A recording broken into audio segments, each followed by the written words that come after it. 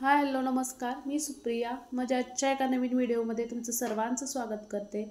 तर बऱ्याच दिवसापासून रिक्वेस्ट आली होती कॉलर नेक कुर्ती दाखवा. तर आजच्या व्हिडिओमध्ये मी front open collar neck kurti दाखवणार आहे. त्यासाठी मी 2 मीटर कपडा घेतलेला आहे इथं आणि 4 फोल्डमध्ये त्याची घडीसुद्धा घालून घेतली आहे. बंद बाजू मी माझ्याकडे ठेवली आहे, ओपन बाजू समोरच्या बाजूला आहे. आता सर्वात आधी ड्रेसची उंची किती लागणार आहे त्याप्रमाणे घेतलं आहे मी. इथं मला ड्रेसची उंची तयार 40 इंच हवी होती, त्यासाठी मग इथं 41 इंचवरती मी मार्क करून घेतली. आता इथं 36 साईजचा चेस्ट साईजप्रमाणे 36 ते मी मेजरमेंट घेत आहे. त्यासाठी मग मी शोल्डर 7.5 इंच घेतलं आणि आर्महोलसुद्धा 7.5 इंच. कारण इथं कॉलर नेक कुर्ती आहे त्यासाठी शोल्डर हे जास्त घ्यावे लागतात. त्यासाठी 7.5 इंच मी शोल्डर घेतले आहेत आणि आर्महोलसुद्धा 7.5 इंच घेतला आहे. आता इथं 36 साईजप्रमाणे मी 36चा चौथा भाग 9 इंच एक मार्क करून घेतली आणि शिलाई मार्जिनसाठी 2 इंच एक्स्ट्रा वाढवून घेतली. तुम्ही 2 इंच किंवा 1.5 इंचसुद्धा वाढवून घेऊ शकता. तर इथं पूर्ण जे छातीचा भाग घेतला आहे तुम्ही 11 इंचवरती मार्क करून घेतली. समोरचा आर्महोल्स 1.5 इंच आणि पाठीमागचा आर्महोल्स 1 इंचवरती घेतला आहे. आता यानंतर वरून उंची घ्यायची 14 इंचवरती कमरेचा भाग घ्यायचा आणि त्याच्यानंतर 20 इंचवरती हिप साईज असे मार्क करून घ्यायचे. आता इथं सेम इकडनं सुद्धा त्याचप्रमाणे करून घ्यायचे. 14 इंचवरती एक मार्क आणि 20 इंचवरती एक मार्क करून घेतली. आता इथे तुमचा कमरेचा भाग किती आहे त्याप्रमाणे घ्यायचा. छातीचा भाग आहे त्याच्यामध्ये 1 इंच कमी करून घ्यायचं. 8 इंच कमरेचा भाग शिलाई मार्जिनसाठी 2 इंच. हिप साईजसुद्धा 9.5 इंच हिप साईज घेतला आहे आणि 2 इंच एक्स्ट्रा म्हणजे 11.5 इंच मी हिप साईज घेतला आहे. हिप साईज आणि ड्रेसचा बॉटमचा साईज सेम येतो. आता हे पॉईंट पूर्ण जोडून घ्यायचे. म्हणजे 2 इंच एक्स्ट्रा घेतले आहे शिलाई मार्जिनसाठी, ते सुद्धा अशा पद्धतीने जोडून घ्यायचे. आता इथे तुम्ही व्हिडिओमध्ये पाहू शकता. आता यानंतर ड्रेसचा बॉटमचा जो भाग आहे तो तुमचा किती आहे त्याप्रमाणे घेऊ शकता किंवा हिप साईज आहे त्यामध्ये थोडासा अर्धा इंच कमी करून सुद्धा घेऊ शकता. आता इथं मी 11.5 इंच घेतलेला आहे. परत हे पूर्ण अशा पद्धतीने जॉईन करून घ्यायचं. तुम्ही कुर्ती कटिंग करते वेळी म्हणजे ड्रेस कटिंग करते वेळेस पूर्ण अशा पद्धतीने मेजरमेंट घालून घेतल्यानंतर तुम्हाला फिटिंग करते वेळी सुद्धा इझी होतं. आता यानंतर गळा रुंदी मी 3 इंच घेतली आहे. 7.5 शोल्डर, त्याच्यामध्ये गळा रुंदी 3 इंच आणि पाठीमागचा गळा मी फक्त 1 इंचचा घेतलेला आहे कारण कॉलर नेकसाठी. आणि समोरचा गळा आहे हा 3 इंचवरती घेतलेला आहे. पाठीमागचा 1 इंच आणि समोरचा 3 इंच आणि शोल्डर अर्धा इंच असा क्रॉसमध्ये घ्यायचा. शोल्डर कमी करून घ्यायचा अर्धा इंच. आता यानंतर पूर्ण मेजरमेंट झालेलं आहे. फक्त आता हे कटिंग करून घ्यायचं. कटिंग करते वेळी एक लक्षात घ्यायचं, पाठीमागचा आणि पुढचा गळा हा वेगळा कट करावा. दोन्ही एकसाथ कट करायचं नाही. त्यासाठी अगोदर मी पाठीमागचा भाग कट करून घेते, त्यानंतर मग समोरचा भाग. आता इथं पाठीमागचा भाग कट करून घेतला. पाठीमागच्या भागाला फक्त 1 इंच गळा होता. आता समोरच्या भागाला 3 इंच गळा आहे त्यामुळे हा समोरचा भाग कट करून घ्यायचा. आर्महोलसुद्धा कट करून घ्यायचे. तर अशा पद्धतीने ड्रेसची कटिंग करून घेतली आहे. यानंतर बाही कटिंग करून घेऊया. आणि मी ड्रेसचा अस्तरसुद्धा मी कटिंग करून घेतलेला आहे आणि भागावरती असं लिहून ठेवायचं म्हणजे फ्रंट साईज बॅक साईज तुम्हाला शिवते वेळी सुद्धा इझी होतं. आता यानंतर बघू शकता तुम्ही मी अस्तरसुद्धा अशा पद्धतीने कट करून घेतला आणि अस्तर मी थोडा 2 इंच कमी घेतलेला आहे उंचीमध्ये. आता यानंतर बाही कटिंग करून घेऊया 36 साईज ड्रेसच्या मेजरमेंट प्रमाणे. आता इथं मी 4 फोल्डमध्ये कपडा घेतलेला आहे. 8.5 इंच मी घडी घालून घेतलेले आहे.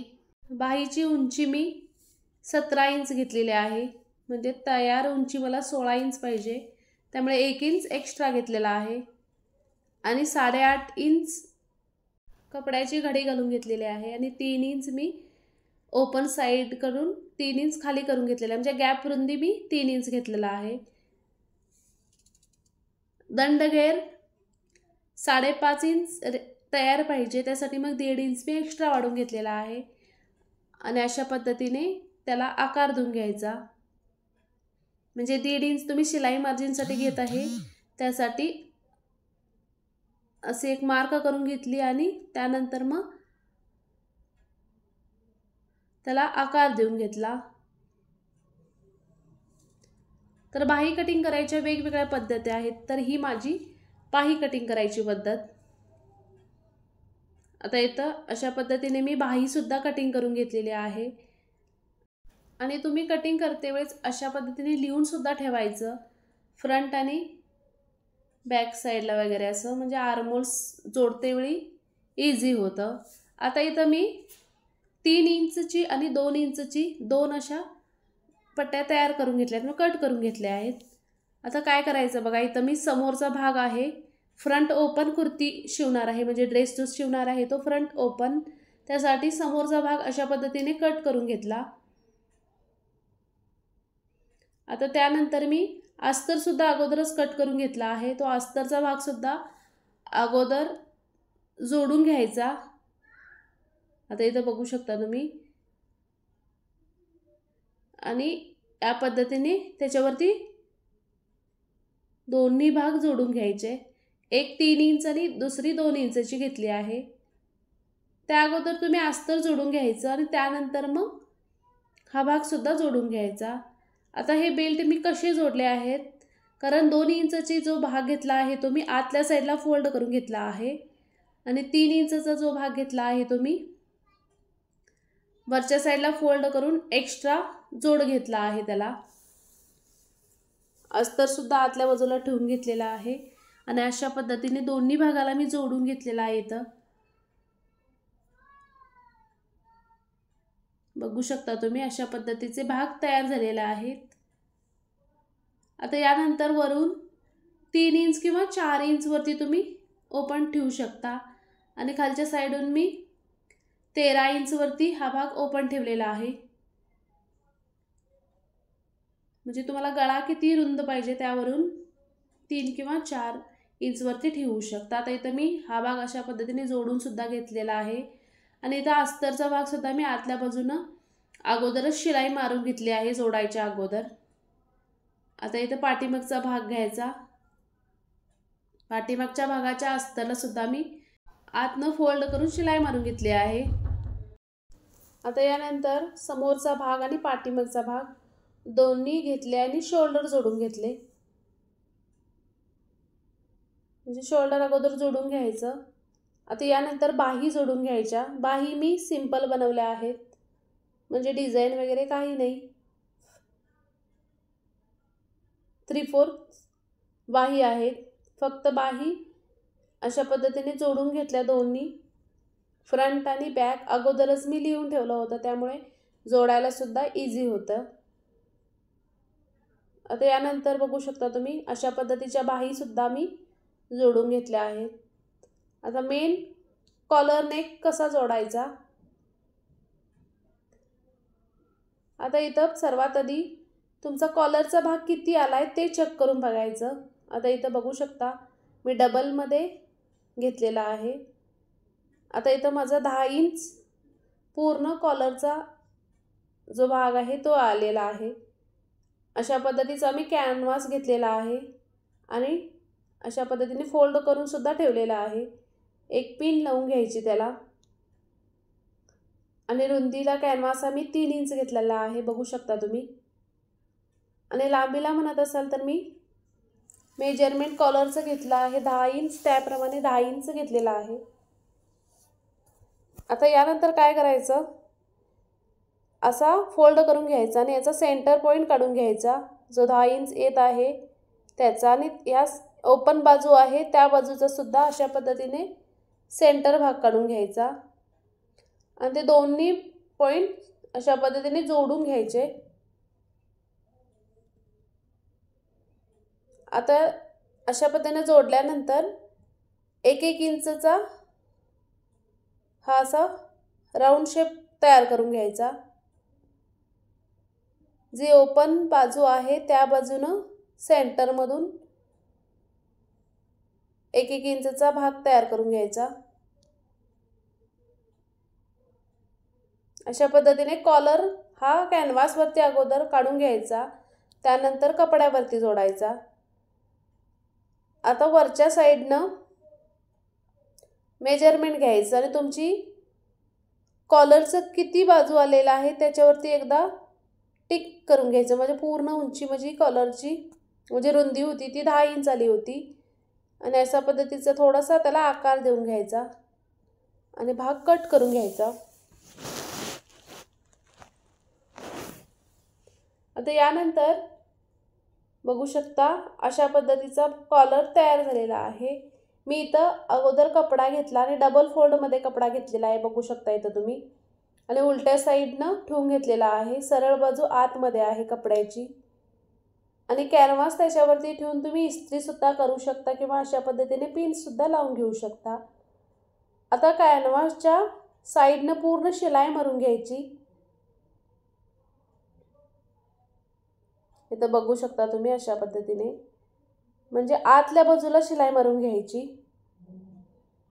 दोन्ही भाग एकत्र ठेवले आहेत मी आणि त्याच्यावरती कॅनव्हास ठेवला आहे आणि त्याला छोटे छोटे कट मारून घ्यायचे आणि हा भाग अशा पद्धतीने एक शिलाई सुद्धा मारून घ्यायची। अगोदर इथं मी पूर्णपणे कॅनव्हास आतमध्ये ठेवला आणि इस्त्री करून घेतली त्याच्यावरती। आता हा कॉलर आहे, हा त्याचा सेंटर पॉइंट काढून घ्यायचा कॉलरचा आणि गळ्याचा सुद्धा सेंटर पॉइंट काढून घ्यायचा आणि सेंटरमधून साइडला जोडून घ्यायचं। कॅनव्हासच्या साइडनं अशा पद्धतीने शिलाई मारून घ्यायची एकदा पूर्ण राऊंड शेपमध्ये। आणि ज्या साइडला कॅनव्हासच्या साइडला जोडलं नाही त्या बाजूने अगोदर पूर्ण साइडनं परत कॉलरवरती अशा पद्धतीने शिलाई मारून घ्यायची आणि अशा पद्धतीने परतून घ्यायचं। म्हणजे तुम्ही प्रत्यक्ष शिवत असाल तर तुम्हाला समजून येतं। आता बघू शकता तुम्ही अशा पद्धतीचा कॉलर तयार आहे, त्याच्यावरती फक्त अजून एकदा शिलाई मारून घ्यायची। आता इथं तुम्ही कॉलर जोडते वेळी काय करायचं, इस्त्री थोडी करत जायची, म्हणजे शिवते वेळी सुद्धा तुम्हाला सोपं जातं। त्यासाठी अगोदर हा कॉलर मी आतल्या बाजूने पूर्ण जोडून घेतला आणि वरच्या साइडला परतून घेतला आणि त्याच्यावरती मग टॉप शिलाई मारून घेत आहे।